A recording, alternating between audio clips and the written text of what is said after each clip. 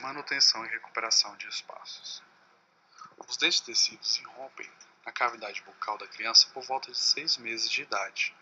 Já nesta época, esses dentes merecem atenção no que diz respeito à higiene e à prevenção da doença cárie. Geralmente, a falta de conhecimento dos responsáveis, aliado ao falso conceito popular de que os dentes tecidos não são importantes, pois serão substituídos, fazem com que estes dentes não recebam os cuidados que deveriam. Isto, associado a uma alimentação rica em carboidratos, faz com que a doença cárie seja ainda muito prevalente. E uma das consequências dessa doença é a perda de espaço, que ocorre seja em virtude da própria lesão ou, em casos mais graves, da perda precoce do dente. Importância dos dentes descidos. Os dentes descidos, além da função mastigatória, estética e da fonação, são os responsáveis pelo estímulo do desenvolvimento das maxilares e pela manutenção de espaços para os dentes permanentes. Eles também 9 contêm os dentes antagonistas, no seu devido lugar no plano oclusal, evitando supraerupções ou extrusões. Também são considerados verdadeiras barreiras fisiológicas ao deslocamento dos dentes antagonistas e adjacentes, sendo, portanto, considerados mantenedores de espaços ideais para os dentes permanentes sucessores. A permanência dos dentes descidos nos arcos até a época correta de sua esfoliação proporciona um guia de erupção para os dentes permanentes, diminuindo a porcentagem de rotação. As causas mais comuns de perda de espaço são as seguintes: perda prematura de dentes tecidos, lesões de cárie proximais não restauradas, agenesia de incisivos laterais, incisivos centrais e segundo premolares permanentes, erupção ectópica de incisivos, caninos, premolares e primeiros molares permanentes e anomalias de forma com incisivos laterais conoides. Quando molares descidos são perdidos precocemente, a velocidade de fechamento do espaço estava relacionada com a idade da criança, principalmente na maxila e não na mandíbula. Em casos de perda prematura de incisivos descidos, nenhuma perda de espaço tem sido relatada, contanto que os caninos descidos estejam irrompidos. Perda precoce de caninos descidos inferiores em uma dentição decídua completa pode resultar em perda de espaço por movimentação mesial dos molares descidos, especialmente se os caninos são perdidos próximo da época de erupção dos primeiros molares permanentes. Além destas, erupção lingual dos incisivos permanentes também pode fechar espaços de caninos descidos e, se a perda for unilateral, pode ocorrer desvio da linha média para o lado afetado. As consequências da perda precoce dependem de alguns fatores, tais como espaço disponível no arco, época e sequência de erupção dos dentes permanentes, intercuspidação, forças musculares e forças envolvidas no crescimento crânio-facial. Esta análise consiste na comparação entre a quantidade de espaço disponível para o alinhamento dos dentes e a quantidade de espaço necessária para o alinhamento. O espaço disponível é medido calculando-se o perímetro do arco a partir da face mesial de um primeiro molar permanente até a face mesial de seu homólogo. O espaço necessário é a soma da largura mesiodistal dos incisivos permanentes inferiores e a largura mesiodistal dos caninos e premolares não irrompidos, que pode ser conseguida com auxílio de radiografias, tabelas ou uma combinação de ambas. Neste método, é considerada a metade da largura mesiodistal dos 4 incisivos inferiores e somada a 10,5 mm para chegar à largura dos caninos e premolares inferiores em um quadrante. Somando-se 11 mm, chega-se à largura dos caninos e premolares superiores em um quadrante. Para a resolução de problemas suaves de apinhamento, menos de 2 milímetros, é recomendado o uso de mantenedores de espaço e a utilização do Lewy Space, espaço livre, que é a diferença de tamanho entre os molares descidos e os pré-molares sucessores. Para problemas moderados de apinhamento, de 2 a 4 milímetros, recomenda-se o uso de recuperadores de espaço. Quando o apinhamento é severo, de 5 a 9 milímetros, as opções ficam entre a expansão do arco ou a extração de dentes. Os problemas extremamente severos de apinhamento, 10 milímetros ou mais, indicam extração seriada de dentes. Placas ortodônticas. São aparelhos de resina acrílica utilizados nas arcadas maxilar e mandibular e que contêm um determinado acessório para produzir uma pequena correção, ou visam obter a prevenção de uma maloclusão, ou ainda funcionam como auxiliares na reeducação de pacientes portadores de hábitos viciosos. Uma outra categoria de placas ortodônticas se destina à contenção de corretores efetuadas para aparatologia especializada. Interpretando o funcionamento das placas ortodônticas, vê-se que elas são constituídas de 3 partes independentes. Primeiro elemento que fornece a estabilidade. A estabilidade ela é dada pela porção da resina acrílica em contato com o palato duro, no caso superior. Na parte inferior, a estabilidade é proporcionada pela resina que pode recobrir as faces linguais dos dentes e porção lingual do rebordo alveolar correspondente, e mais apoios oclusais confeccionados em fios de aço inoxidável. Como segundo elemento, temos a ancoragem. Essa visa fixar a placa, não permitindo que ela sofra movimento de balanço, ou seja, movimento de gangorra sobre um ponto de apoio, e que se desloque de sua verdadeira posição. É dada por grampos de ácido inoxidável, grampos esses que devem contornar os colos de alguns dentes, explorando assim suas retenções, e devem ainda estar colocados na placa de modo simétrico e harmonioso, e, se possível, distribuídos em disposição quadrangular.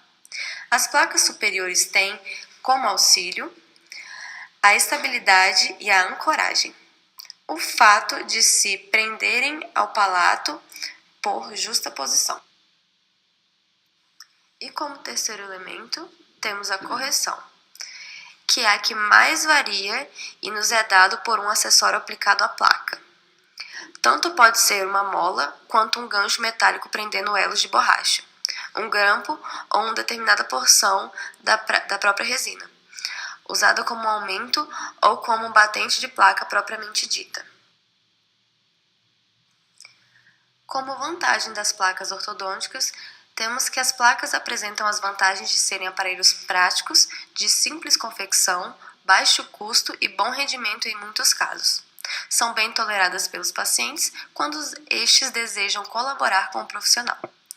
Desvantagens das placas ortodônticas: elas requerem extremo cuidado na sua higienização e na higiene bucal dos que as usam, pois se não houver estes cuidados, permitem e facilitam a instalação de cáries dentárias.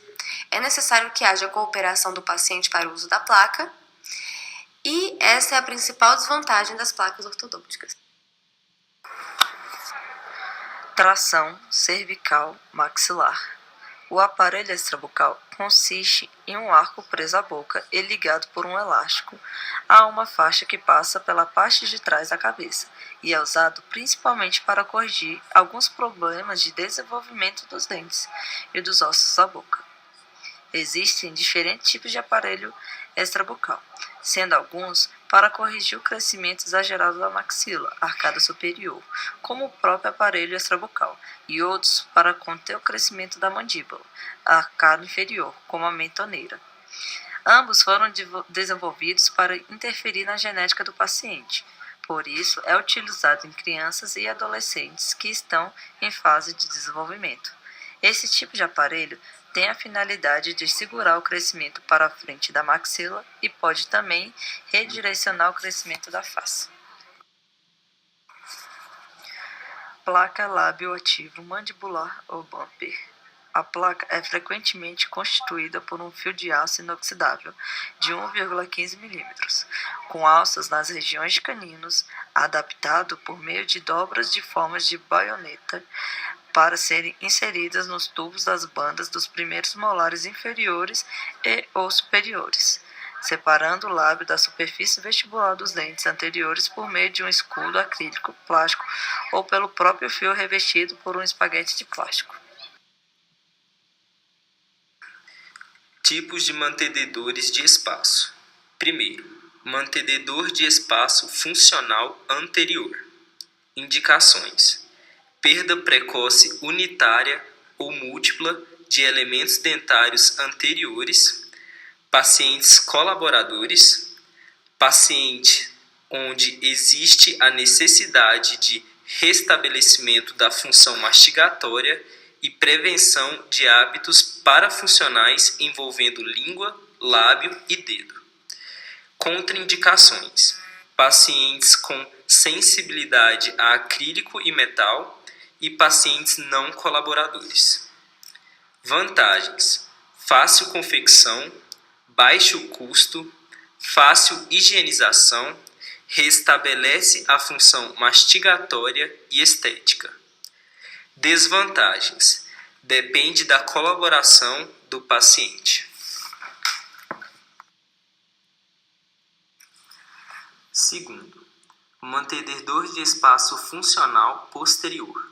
Indicações: perdas precoces múltiplas de elementos dentários posteriores, pacientes colaboradores, pacientes onde existe a necessidade de restabelecimento da oclusão. Contraindicações: pacientes com sensibilidade a acrílico e metal, pacientes não colaboradores. Vantagens: fácil confecção e baixo custo, fácil higienização, restabelece a função mastigatória e estética, evita extrusão do antagonista. Desvantagem: depende da colaboração do paciente. Terceiro, usando. Indicação: perda precoce de um ou mais elementos dentários, sejam posteriores ou anteriores. Contraindicação: pacientes não colaboradores. Vantagens: fácil confecção, não necessita de grampos e baixo custo, boa resistência, fácil higienização, apresenta boa aceitação em função da estética, pode-se acrescentar dentes de estoque para restabelecer a estética e função. Desvantagens: necessita de placas de poliuretano e de máquina adequada para sua confecção. Necessita de colaboração do paciente. Quarto, coroa alça. Indicação: perda precoce de um único elemento dentário posterior descido, onde o dente vizinho ao extraído possui extensão destruída coronária. Paciente não colaboradores. Contraindicação: paciente com sensibilidade a materiais metálicos, perda de mais de um elemento dentário. Vantagens: não depende da colaboração do paciente, fácil confecção e baixo custo, boa resistência, fácil higienização, ao mesmo tempo que reconstitui anatomicamente o dente destruído, mantém a dimensão mesiodistal do dente extraído. Desvantagens: não evita extrusão do dente antagonista ao dente extraído. Não restabelece a função mastigatória do dente extraído. Necessita de kit de coroas de aço. Quinto, banda alça. Indicação: perda precoce de um único elemento dentário posterior descido. Paciente não colaborador. Contraindicação: pacientes com sensibilidade a materiais metálicos, perda de mais de um elemento dentário. Vantagens: não depende da colaboração do paciente. Fácil confecção e baixo custo. Boa resistência e fácil higienização. Desvantagens: não evita extrusão do dente antagonista ao dente extraído. Não restabelece a função mastigatória do dente extraído. Sexto, banda alça com tubo. Indicação: perda precoce de um único elemento dentário posterior descido. Paciente não colaborador. Contraindicação: pacientes com sensibilidade a materiais metálicos, perda de mais de um elemento dentário. Vantagens: não depende da colaboração do paciente, boa resistência, fácil higienização, dispensa fase laboratorial, permite o ajuste do comprimento da alça. Desvantagens: não evita extrusão do dente antagonista ao dente extraído, não restabelece a função mastigatória do elemento extraído, necessita de kits de anéis fabricados com tubos e máquinas de solda. Sétimo, banda alça com extensão subgengival. Indicação: perda precoce de segundos molares descidos, onde os primeiros molares permanentes ainda não irromperam e os primeiros molares descidos ainda não estão presentes. Contraindicação: pacientes com sensibilidade a materiais metálicos, pacientes com debilidades sistemáticas, pacientes com padrão de higiene bucal deficiente. Vantagens: não depende da colaboração do paciente, fácil confecção e baixo custo, boa resistência, evita o irrompimento mesial dos primeiros molares permanentes e dispensa recuperador. Desvantagem: não evita a extrusão do dente antagonista ao dente extraído, não restabelece a função mastigatória dos dentes extraídos, pode promover infecção do tecido ósseo, procedimento de cimentação é transcirúrgico.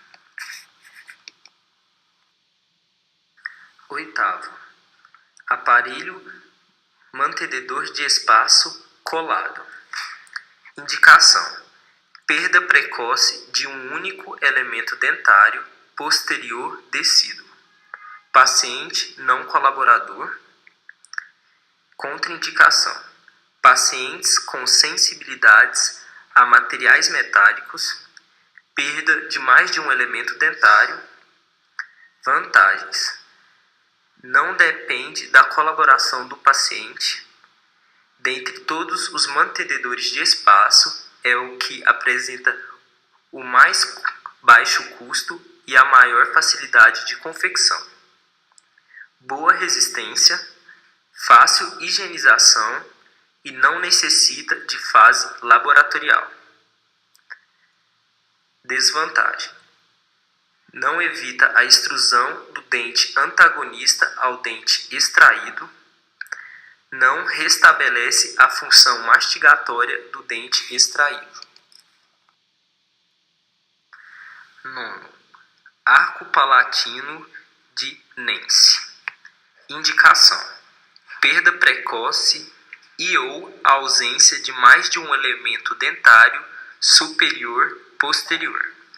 Paciente não colaboradores. Contraindicação: pacientes com sensibilidade ao acrílico e a metais metálicos. Vantagens: não necessita de colaboração do paciente, fácil confecção e baixo custo, boa resistência e fácil higienização. Desvantagens: não evita a extrusão do dente antagonista ao dente extraído, não restabelece a função mastigatória do dente extraído. 10º, arco palatino de Nance modificado.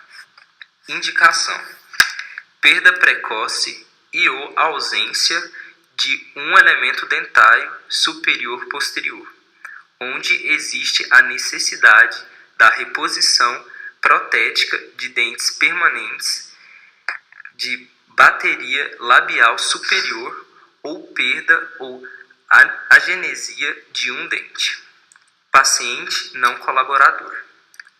Contraindicação: pacientes com sensibilidade ao acrílico e a materiais metálicos. Vantagens: não necessita de colaboração do paciente, fácil confecção e baixo custo, boa resistência, fácil higienização, restabelece a estética.